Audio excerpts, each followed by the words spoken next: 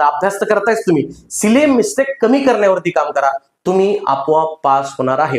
ज्यावेळेला आम्हाला counselling phone येतात, पोरं म्हणतात की सर 4 वर्ष झाला अभ्यास करतोय, 5 वर्ष झाला अभ्यास करतोय, इतक्या मेस दिला, त्याला मी म्हणतो पहिलं तू तुझं अनालिसिस कर. आणि अनालिसिस करताना लक्षात येतं की त्या लेकराचे 100 प्रश्नांपैकी किमान 4 ते 5 प्रश्न एखादा गोल करायला चुकतो, एखादा त्यानं वाचलेला असतो, पेपरात रिव्हिजन नाही केल्यामुळे आठवत नाही, पुढचा प्रश्न असा असतो तिथं बरोबर वाचला, गोल करताना चुकला, इथं असं होतं. पुढा गोष्ट असतं 50-50 कन्फ्युजन झालं, रिव्हिजन केली असेल तर बरं झालं असतं, असं असतं.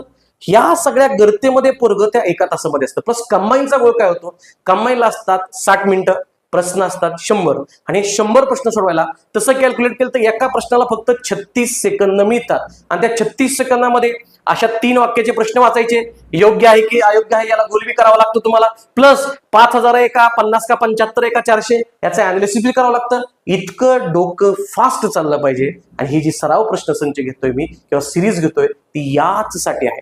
कंटेंट तर वाचायचंच आहे, सोबत PYQ ची प्रॅक्टिस करायचे, प्रश्न सोडवायची, टेस्ट सिरीजच्या माध्यमातून प्रॅक्टिस करायचे, तर कंबाईनला 1 तासामध्ये प्रश्न. पण या सगळ्याच्या राड्यानंतर मॅथ्स रिझनिंग बसलंच आहे.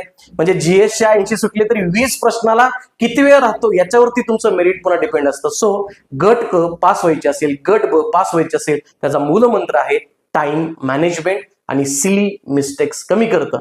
जितक्या सिली मिस्टेक कमी तितकं तुम्ही पास होण्याच्या जवळ जाणार, एवढं लक्षात ठेवा. क्लिअर आहे सगळ्यांचं? सो या पद्धतीनं तुम्हाला गोष्टी